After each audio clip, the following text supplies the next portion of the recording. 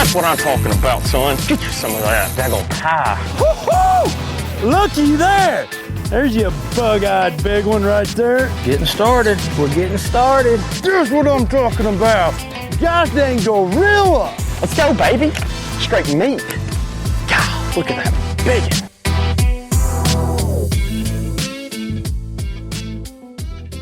All right, welcome everybody into the BAM Pod. I'm your host, Big Ed, and on the line today, I have got the two guys that went into Clear Lake for the warm-up event of the BamTrail, and they came out for the first time. We were just warming up, just trying everything out, and these guys decided they were just going to drop 30 pounds on us, you know? So we got Austin Whitmore, and we've got Cody Bandini on the line tonight. This is one of our first doubles, so it ought to be really fun to hear how these guys did it out there. And thanks for tuning in tonight. And guys, thanks for coming on. We really appreciate it. Yeah, right on. Having a talk to you. That's what we're gonna do all night long. We're gonna have one guy's gonna say something over the other one because we're gonna get the truth out of them, you know, and how this all went down. We'll figure it out as we go here. That's fine. It'll work out. I have edit buttons for that reason. Well, you know, guys, this was the BamTrail warm-up event, and there were, I think, 34 boats that ended up coming out fishing Clear Lake. It wasn't the easiest day out there, but at the same time, I don't remember more than about 3 boats not coming in with anything. There were a lot of stuff going on. How was the day for you? Let's just start right there. How was it for you guys out there? I'm going to take the lead, Austin. Definitely my day was planned out. I had a pretty much of a game plan of after being out there 3 days of practice. Came out there with a game plan and executed it. There was no mistake on where I wanted to fish, and was able to go in there. I had a window that I kind of wanted to get in earlier. Made sure there was, didn't want any boats getting in there, but went in there at our time window, and we looked at each other going like, holy smokes, there's no one there. And put the hurting on them pretty quick. Got out of there, made sure we didn't have too many fish on the boat and got out of there, let them reset, and had caught some other fish in other areas. I knew there was just no way that I was going to be able to move my bag up. Austin finally started to be able to catch some fish, and just catching, 5-pounder after 5-pounder that just didn't help our bag. That's got to feel good. That's got to feel good. Austin, go for it. How do you think your day went of being able to fish with me? This dude has only fished with me one time. We came up Friday. He's been out there doing his own thing. Also, what do you think fishing behind me for that day? Yeah, it was pretty epic, man. Cody, got up there on Tuesday, found a really dialed-in pattern, a couple key areas. And he left it alone for the last couple of days of practice. So we went out there on Friday pre-fishing, and I didn't get a bite because we were running all new areas, leaving the juice holes alone. We pulled up on tournament morning, not even an hour into the day. I think it was right at first thing. And Cody caught 8 fish in a 10-minute window, and I couldn't get bit on the same exact bait, on the same exact cast. I don't know what it was. I felt like I was doing everything the same, but Cody just had the magic touch, and I got the net. We had a 29-pound bag on that spot in 10 minutes. And we jumped around, and later in the day, Cody caught a 5.5 that cold out a 4.5. And that put us at 30. And then, like you said, I caught a couple 5.25s that didn't help the bag. And it was a pretty crazy feeling.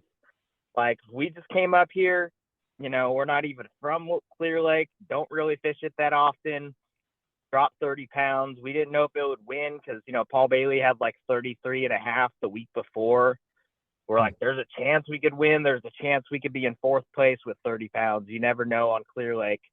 But it was a pretty crazy feeling walking up and not seeing any bigger bags, and then weighing in, and everyone below us there were so many 25-pound bags, but there was the closest I think was like high 27, and so we won by almost 3 pounds. It was crazy. Yeah, I was gonna say, you guys, you sat there, you came in, what was your you came in what, first flight, and you were what, early on, right? Yeah, I think we made it in the middle of the first flight. Okay. I almost wanted to play the game, and I knew I was kind of seeing, I had kind of talked to a couple of guys at the ramp going, I've got 2 fish, and I'm like, damn, dude, I'm like, one guy, I didn't get his name, wait to weigh in. I'm like, nah, I don't have my luck. I'd get some type of penalty being late, or let's just wait.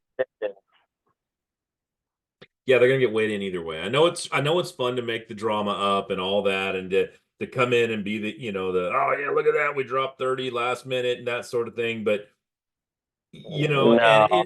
but I get that it's also hard to sit there with 30 pounds leading, and you've got, at least 20 more boats to go, and you're watching these weights and you're watching these weights. It's got to be tearing you up. Cody, this is not your first event doing this, but this is Austin's first event. This was your first pro win, but it wasn't. It was Austin's first pro event. So there's such a clash just in the boat itself. Like, you've done this, I don't know how many times how many pro events you've been in, but Cody, but just to watch Austin come up and do this and do the same thing, and it's like, I don't know what's going on right now, because this is my first ever doing this. I mean, that had to be even more stressful on you, and to come in this whole time and looking at this thing and going, wait, are we going to win? I mean, what's Austin, what's going through you right then at that point? Because I mean, that's got to be something just so difficult to sit and watch. Are you talking about when he was catching all the fish? No, no. I mean, once you guys weigh this fish in, you're sitting. This is your first ever event. Yeah, every time that scale started moving up, when the bag hits the scale, and it would like settle at 25 or 26, that there was a little like heartbeat jump right there. Like, oh shit, they might have it. Nope, they don't. Nope, they don't. And it was crazy. I've never felt that before. I fished like bass clubs and stuff, lower level stuff, but right. that was just a crazy rush for sure. Seeing guys that fish for a living, guides on the lake, guys that live there, that was epic for sure. Yeah, I think that's got to be one of those things that going into this, I'll ask this to Cody too. You're watching names up there, like Ken Ma, just out there on the water. And I know, being from Stockton, I know that you know that name. Being in the fishing industry, I know you know that name. And you see that guy coming up, and he comes up and he drops a whopping 2 fish on the scale. That had to be something. But going into this, you see some names on that list, and you're going, man, we're getting into this. What's the feeling when you have an event like that? Because I think it's important that people hear and understand what it is to just go, you know what? I'm going to sign up for this. I know I probably am not going to win. I hardly ever fish this place, but you know what? We're going to do it. I think we got a shot. I've been doing some free fishing. Cody, kind of walk me through that a little bit about what's the emotions when you start seeing some of these names out there that live there and do this thing. Just 100% that just I've been working hard for this.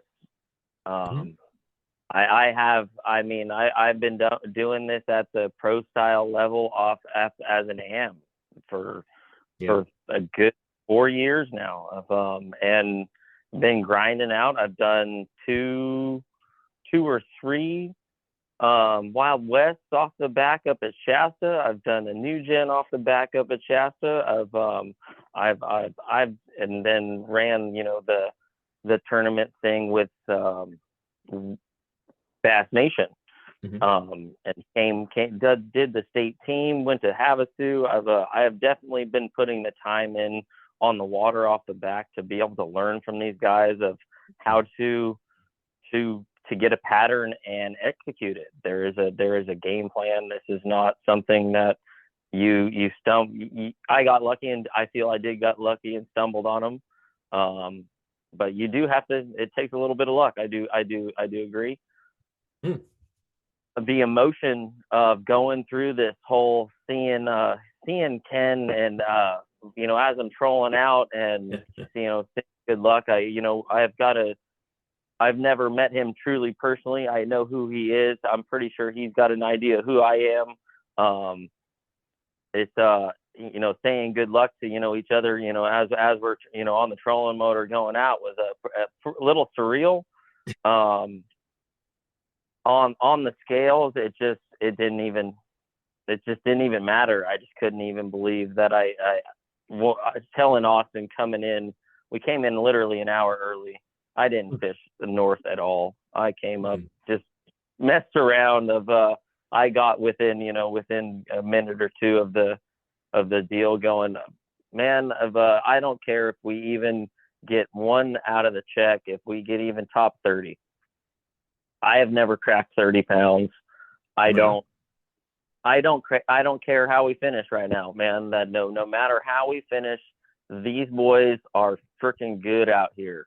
I did something in fishing that I have never done. I don't care how I finish. Let's just go. Let's just get this boat, checked in.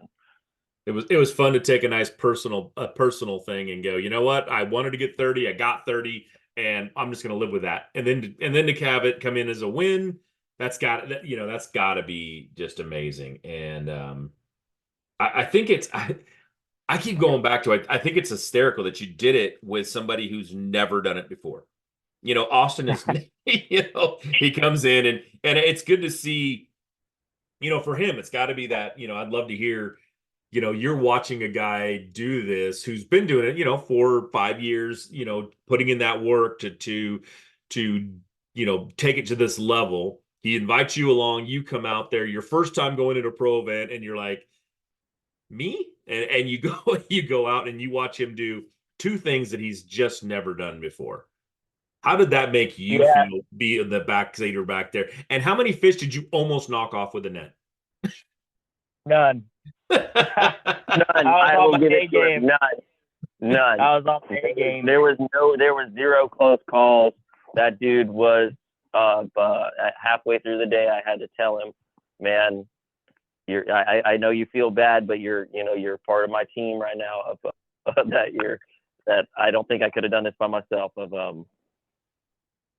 He was on it. Yeah. Let him go. Luckily, Cody has a net that has like a 10-foot handle on it, so I was able to scoop them up when they were freaking halfway to the boat. No, I got a pretty funny quote from our text messages leading up to the tournament. We were, he was up there and he's like, I'm thinking about entering this tournament. And this is what he said. He said, I figure if I'm gonna have my teeth kicked by those boys, it better have it for 200 rather than 1,500. That's awesome. So we're like, yeah, let's give it I did. I went up with there with that exact attitude of I knew that to get into the pro-am, it was, it's about, what's 800 something of, but it's not something that it's not something easy to go do this at that level with no sponsors and just doing this as that's my I'm a heavy equipment operator by trade, and that's my vacation money. Wow. To go out and play fishing, and then to get a little paycheck to come back of definitely trying to. I've got one more day to figure out how to get in there, and I know I'm sure if I talk to the guys here at BAM, we'll figure out if even if it's a late entry I'm going to figure out anybody here listening, looking for a house, someone needs that has a place to stay up there. looking that I have a boat and everything else. Looking for Airbnb. It's kind of tough to do it by yourself. Hi, this is Josh McMurray. I'm the city manager for the city of Oakley. We're located on the Delta. We have a beautiful shoreline, and we really want to promote the city as the gateway to the Delta and showcase everything that we have to offer. We have a beautiful downtown that's expanding, brand new restaurants. What we're trying to do is build that brand to make sure that people know that you can come to Oakley and you can do everything that you want associated with the Delta, and you can still stay here, eat here, and have a good time in a very family-friendly and safe environment. I have a guy that's looking for somebody, and I will off the air. I will give you his number.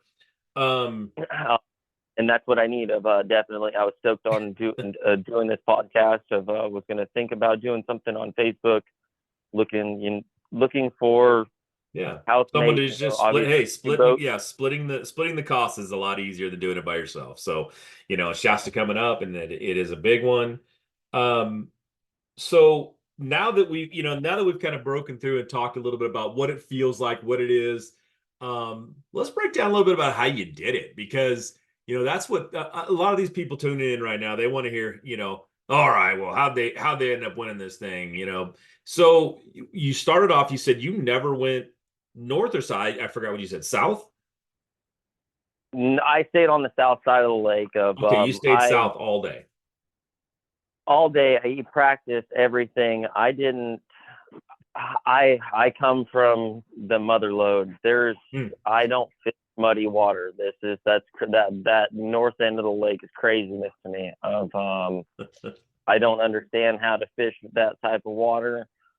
I found clarity that I was a little bit more comfortable in down south. Obviously wasn't worried about mother lode. You have to drop down to this 6-pound line. It's there are times that these mother lode lakes, it is tough to catch fish. And I've also gone down south of Pine Flat, Millerton. Those boys are sticks down there. If you can catch fish down there, it's no joke. Coming up to Clear Lake, I felt like I could throw a braid. So now you go up south. What did you end up throwing? I mean, what were you looking for as far as, you're talking about when you're down in the Central Valley, you're down in those lakes down there, you're throwing a lot of deeper water, you're throwing a lot of, like you said, clearer water. So you come up to Clear Lake and, 20 feet's pretty deep here. So what is it that you're looking for, and how did you end up catching those fish? I felt these largemouth will learn, or they'll come up a couple warm days. They'll get up there and they'll randomly start doing weird shit up there. I feel like the biggest ones will come up first. And they're the biggest ones in the lake. Will start thinking about doing their early pre-spawn wanting to eat. Obviously, knowing this lake is not deep, finding breaks. That was my biggest thing, of finding super deep breaks that they could get out to deep water. Of knowing that is something that at the mother lode lakes that works for me. Found a pattern that works for me, of knowing that I like. I can fish in 60 foot of water, but man, it is fun to catch them shallower. For sure. Obviously, obviously key to of finding bait that's not too much. I have a very hard feeling about fishing around a lot of too much bait. I don't think it just, they have to be firing at that very second one, but when there's just too much bait, I just can't you might get lucky and drag a hud or drag a jig through there and get bit when there's a lot of shad or something like that. But there's just, I just don't have the confidence in it. I found the right amount of bait that, seen them on the graph. There was definitely couldn't see them on the forward facing. Yeah. They were that pinned down that there was just no movement. So, go ahead. Well, I was gonna say, if it, when you're using the forward facing sonar and you're not seeing anything, does that, yet you're still wanting to throw? I'm guessing, I don't even know what you're throwing. You're throwing bait fish imitation. You're throwing jigs. You're throwing, what were you throwing? I was throwing an underspin. An underspin. Okay, so you're throwing underspin. So I'm guessing you're not seeing anything on the graph. You're like, man, I know they're there, but I just can't. They're just not there. You're not seeing them. So I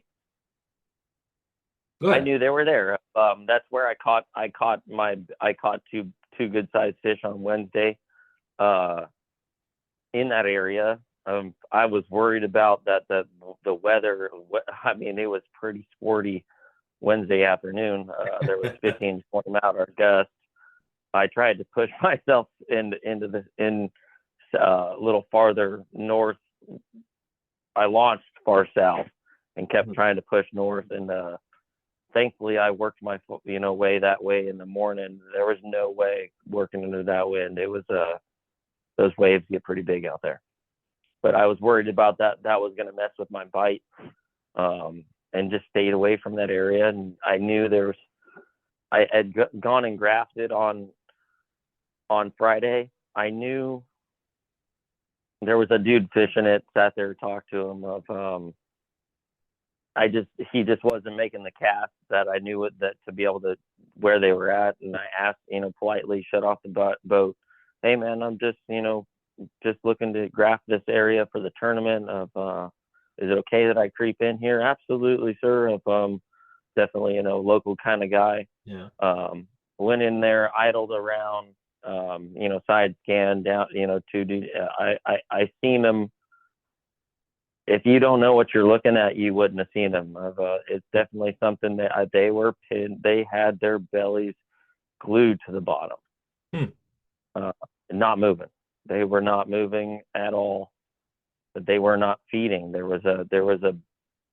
I do also understand that the biggest ones are going to sit there on the bottom and eat the little scraps of the big ones. Don't want to move too much. Right. So then it was just a matter of you finding that area, seeing some of the fish that you saw, and then just going out there and saying, you know what, let's see if they'll eat. And it was the underspin what you started with when you were first pre-fishing? I had a rig. I had a little A-rig bite going on but I also thought that was part of the wind and stuff like that. An A-rig is just one of my least confident baits. As an underspin, I can throw it with the best of them, I feel, and I proved it. But yeah, that was something I picked up. It was something, the YouTube channel. I'm really blank on the man's name. I need to thank him for it. I had listened to it, checked it out, that couple colors, throw an underspin. I'm not one to go chase somebody else's bite. But Cody, having an A-rig kind of work for me, and you see them on the bottom going, well, what else am I going to try? Go ahead, Austin. What'd you have in there? Was that the guy from Clear Lake that posted the updates?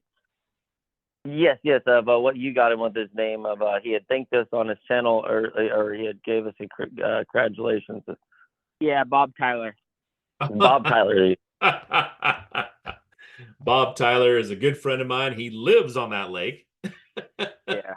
And that he was fishing this tournament as well. So I took it as a grain of salt. It's not something that I know that you don't go chasing someone else's type of bite. That if it works for you, it's something that I tied up. well, I've got to give this a shot. And I didn't get bit on it a lot until later in the day in practice, really late in the day. So it was you pulled up. So you guys pulled up on your first spot, and you did have a good day at your. I don't know which one it is. My first spot, they weren't really positioned where they were in practice. Mm-hmm. Fished around a little bit. I think that Austin, what do you think? That fish was like a 3 or 4. What did I tell you? Hey, bud, we didn't blink. Oh, on Friday? No, on Saturday morning when we pulled up on that point on Windmill Point, and oh yeah, you got out 3 or 4 real early. And real early in the morning, first fish in the box. I think it was the first fish out of the box too. But we caught some, just we're catching some fish that just knew that weren't going to help us, but staying away from where I wanted to fish until I knew my bite was going to be this is game time of this is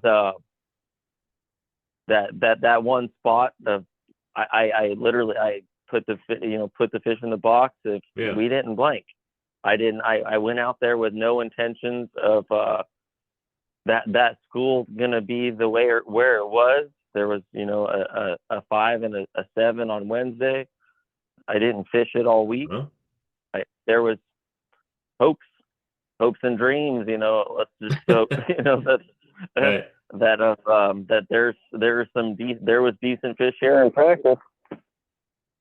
Okay. Was there anything specifically holding them? Was it dead grass or rocks, or was there anything that you were like, we pulled up on this, but when you went in practice, you pulled up on this spot and you're like, everything I'm finding is here?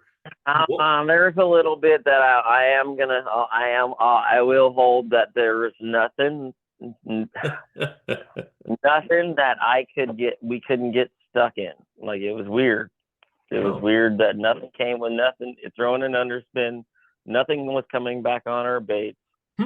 I've got a pretty good idea what it was and the reason why, but there's a little bit that I still gotta, everyone has their little bit of secrets that I understand why. There'll be plenty of other people that will figure out where I was doing it. All right, just so you know, it's my job to kind of get that out of you. There's a little bit that reason why boat positioning. There was a specific cast and reason why. I kept telling Austin, there was a reason why. We can't do this. No. This is the reason why I'm getting bit. Just a little. There's a little bit that I did shut everything off once I caught a first fish, and I shut everything off. I shut the pumps off. I shut everything off in that boat. No forward facing sonar. No, nothing. Be quiet. Oh, okay. I'll let you keep your secret. I'll let you have it. You probably got some stuff coming up there, and then once I shut this all down, then I'll ask Austin. No, I'm just kidding. We will. But yeah, so you were underspin. What was your setup on that? Was there a specific rod, reel, that sort of thing that you were using? I mean, was it because you were throwing it a certain gear ratio? I mean, what was it that you felt like triggered it when it come to your setup on it? How did you, coming from the Central Valley, there's definitely, like you said, 6-pound, 8-pound line. What was your setup to go up there and fish Clear Lake? We've paired one of the most iconic hulls in the history of bass boats with a proven lineup of trusted accessories. We're bringing you best-in-class value and performance, leaving others in your wake. turnkey value, turnkey performance, the Pantera 2 is an overachiever in the 19-foot category. Once you hit the throttle, you'll feel the rush, and there's no looking back.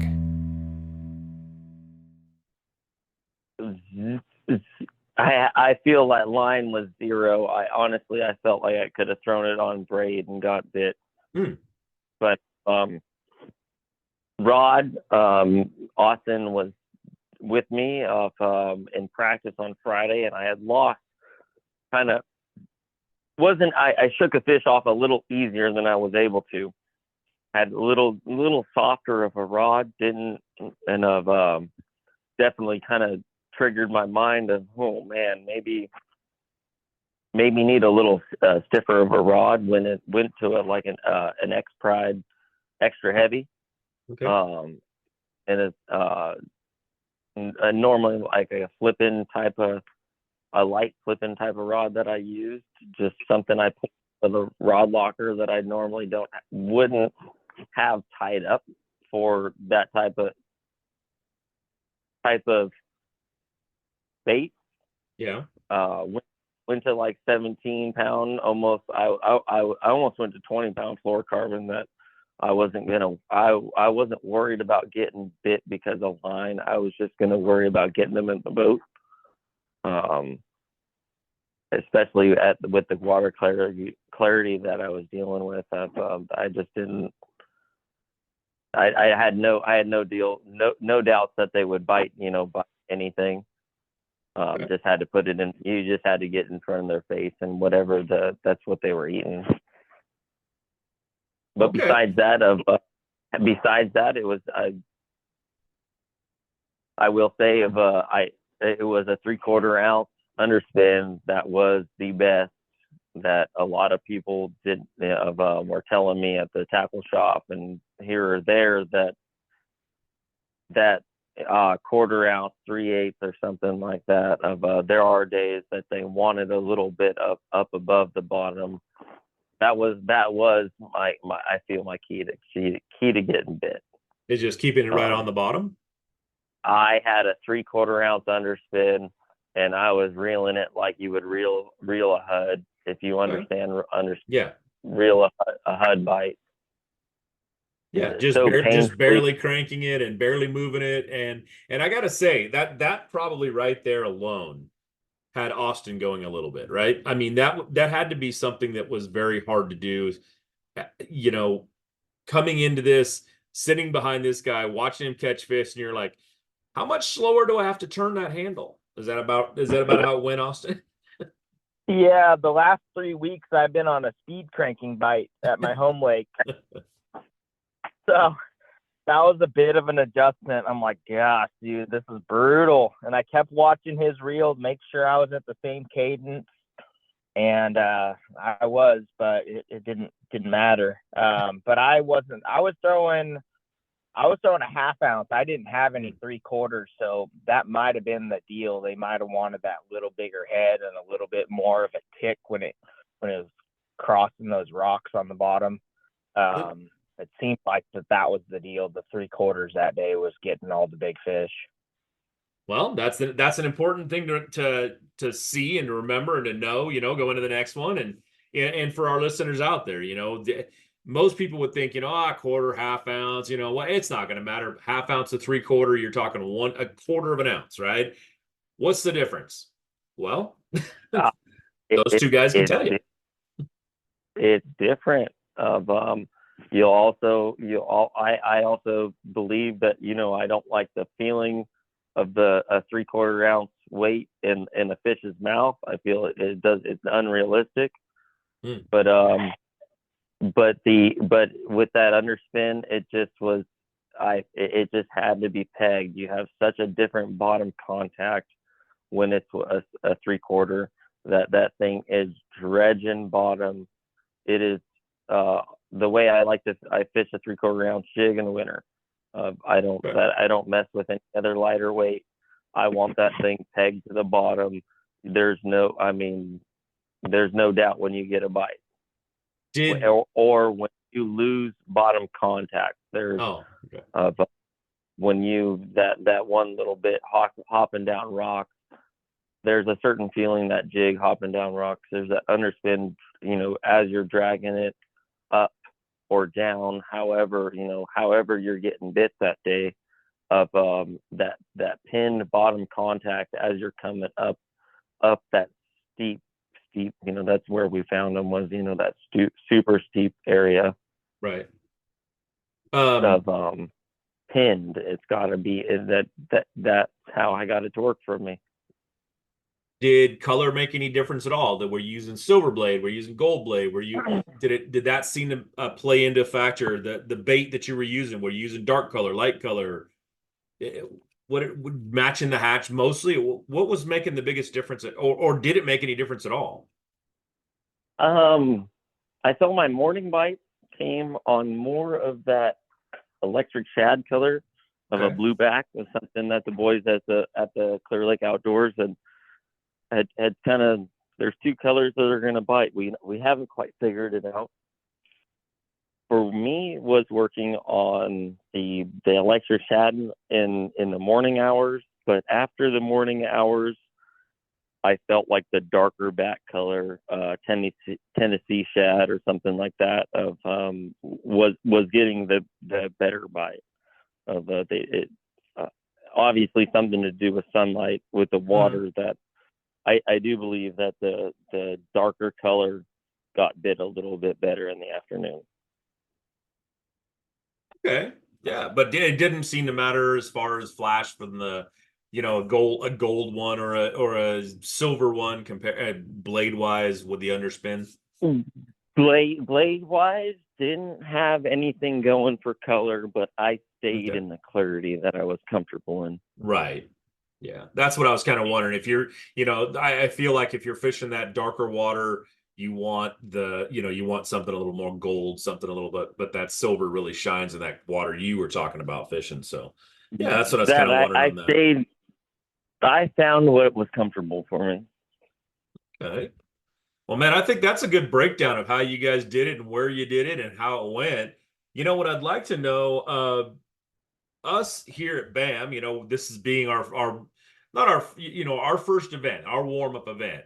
I'd love, this is you guys are the perfect people to ask, because you've got one guy who's never really done it before, another guy who's done it before. How did we do? What did you think about our event? How did you, the way it was run, the way it was put on? And please, we know that there was some mess ups. But how did you guys feel about it? Austin, go ahead. Definitely, I'd love to hear. I'd love to hear Austin.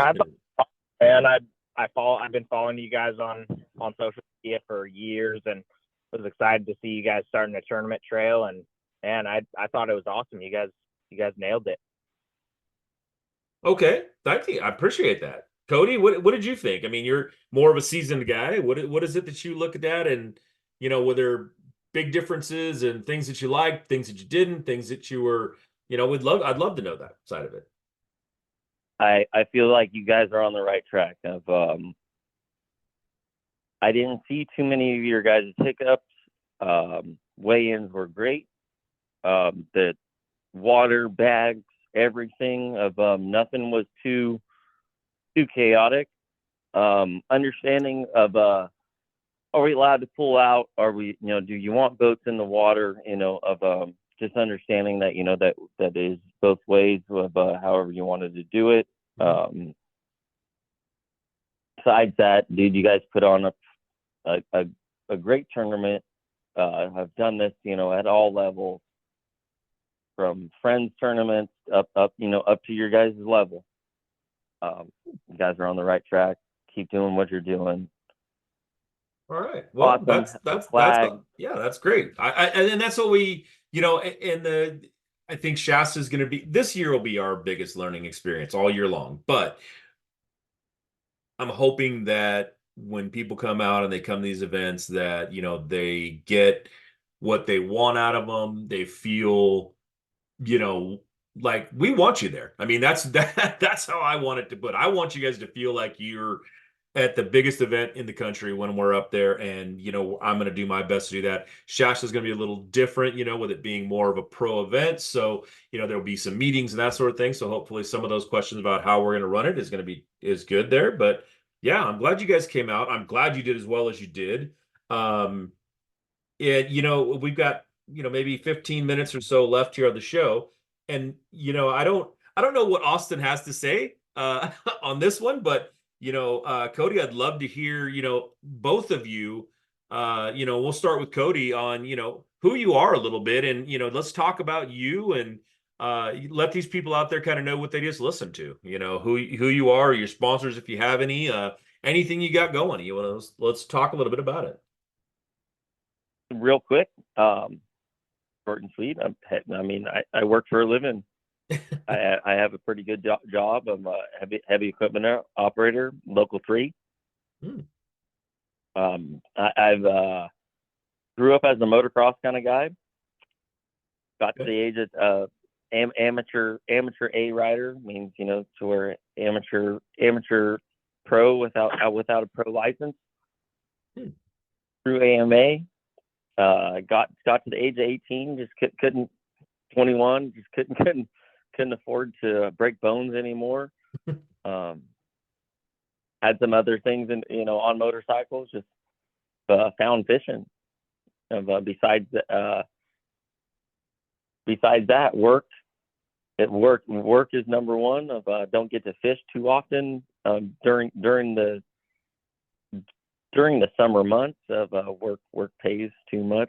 Haven't figured out how to make fishing work yet, but we feel like I'm on the right track this year. Gonna grind it out. Yeah, and, that's definitely a great way to start it. That's for sure. Come up, walk out with a good check. Definitely, it's not something that I've been working at, and I'm gonna keep on it. Gonna keep on with the Bass Nation thing down here in Dawson Meadow this next weekend, and looking to be up there for the first round of the BAM Pro-Am. All right, and no family, no wife, no sponsors. Oh no, gonna send love out to mom and dad. Definitely no girlfriend, no wife. I do it for the guys that can't, the guys that have family. I'm gonna run this trail as hard as I can right now. Got a little confidence behind me. Spent some time up there in Shasta, up behind a really cool pro, and definitely gonna pick Joe's brain. I hope he's not fishing the BAM deal, especially because we're definitely gonna have to talk on the phone before I run my boat into that water. Gonna give that man all the respect because I was off the back. But let's hear about Austin. Yeah, I'd love to hear about Austin now. It's it's a little bit about yourself. Tell it kind of that we know this is your first time, but talk a little bit about yourself and what you got going out there. Yeah, I grew up in the rodeo industry. I used to ride bulls, and now I make my living in the rodeo business. I have a clothing brand. So I travel to rodeos full time. April through October, I'm at a rodeo every weekend. And I just fish when I can. Mainly during the week is when I get out on the water. That's kind of what kept me away from the tournament scene the last couple of years, is because I'm so busy with my business. But yeah, I mainly just fun fish, trying to catch giants, trying to really dial in the whole swim bait deal. Still working at it, but yeah, it was just kind of a coincidence. I didn't know Cody before a week ago, and I had randomly added him on Facebook, and I had commented on his picture from Clear Lake, and he's like, maybe I should invite this guy to fish, and That's how it all happened. Now it kind of fired me up to fish a little more tournaments when I can. Wow, that's impressive right there. That is taking it from right out of the blue completely. What's your clothing line? It's called Cowboy Fresh. It's a rodeo lifestyle brand. Boy, fresh. All right. Yep. Is it, what is it, something you're just starting? Has it been around for a bit? What? Tired of searching through ads to find bass articles in your favorite fishing magazine? Well, we have a solution for that. Introducing Bass Angler Magazine with over 30 articles in every issue, filled with tips and techniques to help you catch more fish. Follow the pros as they publish the most up-to-date seasonal methods to catching bigger bass. Whether you're a beginner or professional angler, make Bass Angler Magazine part of your gear today. Be a part of the fastest growing bass publication in the nation. Log on to bassanglermag.com with code TV and save 20% when you subscribe now. No, I've been doing it. I started it in 2010, so I've been doing it quite a while. And I also have 2 other companies that are based in the rodeo industry. So rodeo scene keeps me pretty busy, and then whenever I have off days, I fish as much as I can. Like January through March is kind of my downtime, not as many rodeos, and it lines up for the best bite of the year, which was pretty awesome. But then like once April 1st hits, then I'm back to rodeos full time and only get to fish 1 or 2 days a week. Wow. Okay. Well, I gotta say, that's amazing that that Cody did that and got you in going on that stuff. And I think this story just gets better and better. And every time you guys talk a little bit more, it's like, wow, that's it, huh? You were just Facebook friend, never met anywhere else, and boom, now you're fishing together, and you come in, fish together for the first time and win. That's an impressive feat. That's an impressive feat. Yeah. It was a pretty special situation. I'll say that for sure. There's a lot of things that could have gone wrong or probably shouldn't have led to a win like that. But man, it was pretty special to experience. That's for sure. All right. Well, guys, yeah. Go ahead. Good. Definitely. It was pretty good. You'll call it the perfect storm. It was needed. Wasn't 100% sure in my confidence to net those fish by myself. I knew that if I was going to fish the tournament, I needed to have somebody that could even have the financial means to be able to come up and spend the time. Not everybody has the time off of work just to come up there on a whim of, hey, I'm catching these fish. What do you think? And, I mean, hats off to Austin to even show up. I mean, the dude showed up. Yeah, I told them within like 3 minutes on our first phone call that I was coming up, and I left the next morning. I was like, this sounds like a pretty awesome opportunity. This guy's on some big fish, fun tournament. I didn't have anything going on. I was going to fish my home lake. Like, man, let's go roll the dice and see what we can do on Clear Lake. And man, worked out for us. That's working out very well, obviously, right there. So guys, thanks for coming on the show. We appreciate your time, appreciate you breaking down the lake, how you did it. Well, I know you wanted to keep a few things, but that's all right. I think if people didn't get the information out of this one on how to go out there and attack the lake right now, Clear Lake's obviously fishing better than it has been. Maybe with a few more of these storms coming in, it might slow down again. But I wish I could say that you were the only ones that had that pattern going. But honestly, between A-rigs and underspins, I think that was 90% of what I heard out there of what people caught them on. So that seems to be the bite going on right now. Again, I just appreciate you coming on, man. This was great to hear this story, and I'm glad you guys had fun, and hope to see at least one of you up at Shasta. I hope so. Man, I hope we can talk Austin into doing his first pro-am style of. It is tough to fish for your own 5 off the back of a pro's boat. I do wish your guys' thing was shared weight. It does make it tough as a pro. You got to be careful. You can't backseat somebody. I don't believe in backseating because I've had it happen.